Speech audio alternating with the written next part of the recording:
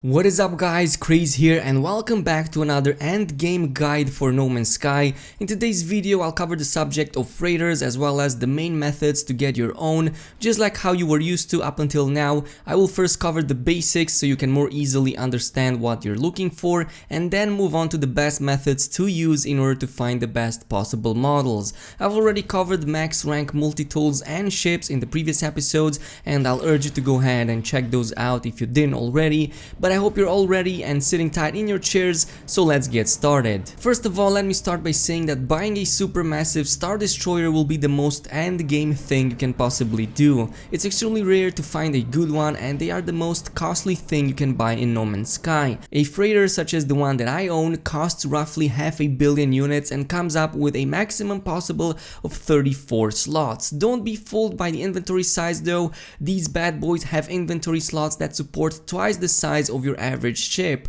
so the maximum stack you can put in them is 1000 and not just 500 how it is with starships. Furthermore, it has a huge area in the back where you can build entire farms, bases and additional storage containers for even more inventory capacity. Of course, with the introduction of Next, it's now your main command center and the main way of owning and controlling a fleet of frigates, do galactic missions, store up to 6 ships inside of it, as well as warping in any star system. There are several types of freighters out in the wild and they can range in size from quite small to ridiculously big, such as the one that I own for example, but we'll go over them right about now. First we have the regular freighters which you encounter randomly in any given system as they tend to warp in all the time. They don't hold a particularly interesting design as they tend to be randomly generated from a handful of sections. They also don't excel in inventory size even when spawning in a maximum class available. The typical starting price for the cheapest regular freighter available is somewhere around 80 million, but you'll definitely not want to spend any money on something like that. Capital ships on the other hand are much larger both in size and inventory capacity and have more unique looking models. These can only be encountered in space battles and fall into two categories, the Venator and the Sentinel. The Venator, which is also the model that I own, is by far the largest model available in No Man's Sky right now and is quite reminiscent of the Imperial Star Destroyer from the Star Wars universe. The Sentinel type is the second category and it's also the type you encounter in Sentinel fights when you get 5 stars, though that particular model is actually smaller in size. Both of these have small, medium and large versions and both have equal stats at the highest class available. You can easily spot the difference in size between each category. Basically, the bigger the version, the more sections it has. The Venator design, for example, only has 2 sections for the smallest version, while the largest one has 7 or 8. Since this guide will only be focused on the best of the best, we'll exclusively go over capital ships of the highest size and class available. As mentioned, encountering these freighters typically happens in 2 types of situations. We first have the freighters that always spawn in any given system at any given time. You tend to see them appearing all the time around you, but they tend to be small and don't have great stats. The other way of encountering them is through the freighter rescue missions or space battles, whatever you want to call them. You've probably seen at least one of these. They are events that spawn after the player first enters a system and after a few conditions are met. I will cover these really soon. Upon approaching such a battle, you'll get a distress call from the captain urging you to rescue them.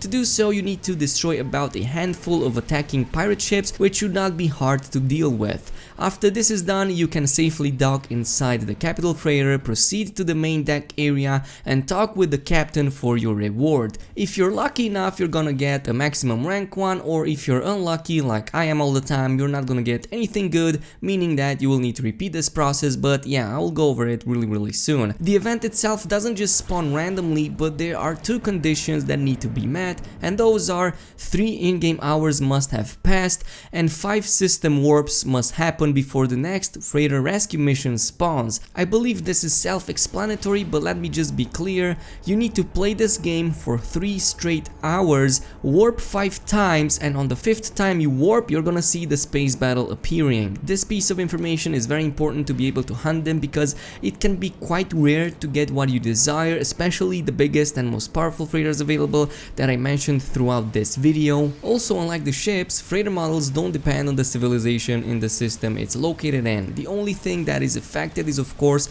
crew members. So if you're in a Corvax system, for example, the crew on the freighter will spawn also as a Corvax, but the models themselves are not actually affected by this, so you don't really have to narrow down your searches too much like in the case with the ships. What you'll need to do though is to have an economy scanner at hand, just like with the previous guides, because you'll exclusively hunt these types of freighters in very rich star systems. Also keep in mind that even the capital ships have smaller versions of themselves, so keep a lookout to their size when searching for them. For example, my model has 7 sections, while there are smaller versions with only 2 or 4. Similarly, the Sentinel/Imperial freighter also has shorter versions of itself, but when you encounter a truly massive one, you simply cannot miss it, because those things are absolutely huge. So now that you are armed with all of this knowledge, it is time to apply it, and I'm going to give you exactly the steps that you need to follow in order to do this. First, play the game or let it run unpaused for 3 straight hours.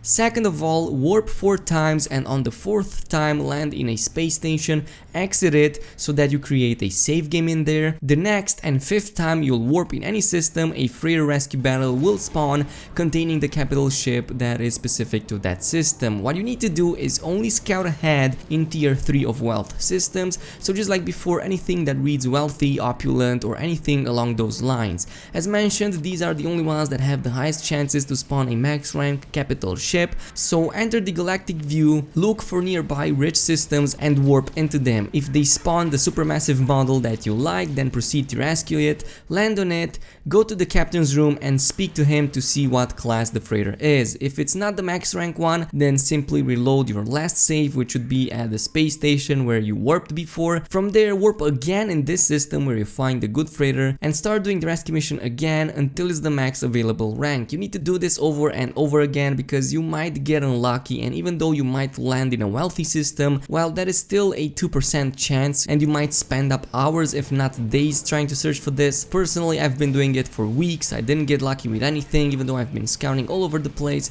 I do kind of have a freighter already, and yeah, it doesn't really matter, but what you need to do is follow these steps, because they are pretty simple. Patience and perseverance is key here if you want to get the best, and trust me, it's going to be worth it, because it looks pretty freaking awesome.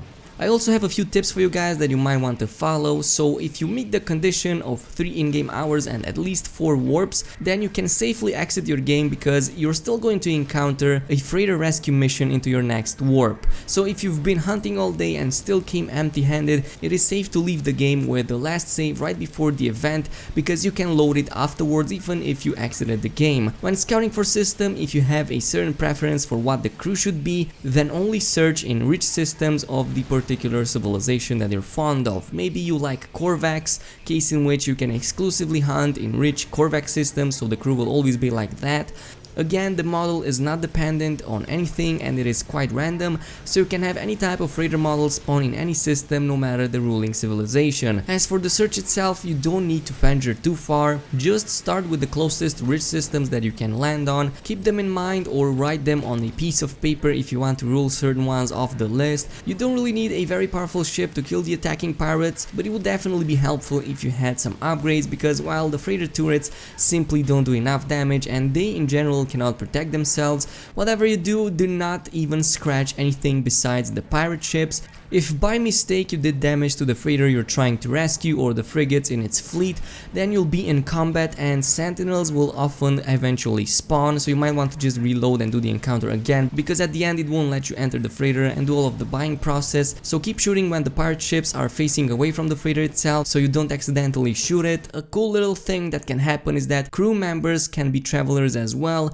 Occasionally you can find yourself in the extreme luck of having one of the crew members on the freighter you're buying to spawn as a traveler instead of the default faction that is in that system, but don't mind it too much. That is extremely rare, as I've said, so don't even pay attention to it too much. As for the ships you've owned, assuming you already owned a few in the previous freighter, they will reappear in your new one, so don't worry. All you need to do is just summon it in a different system and eventually they will be there. If by any chance you stored any items in your old one, it's advised to transfer them in the new one in the buyout window, because you'll permanently lose them otherwise. As for whatever rooms you've built, I'm pretty sure they don't carry over, so you might want to scrap them to at least get part of the materials back. And lastly, unlike the previous guides, there are not many coordinates to share, because this hunt can be done a little bit easier, as you only need to search for a certain type of event as long as you search it in rich systems and you'll be fine. Eventually I will post a video containing links towards multi-tools, spaceships and even freighters, so you guys can go ahead and check them out, but I still need to gather a few more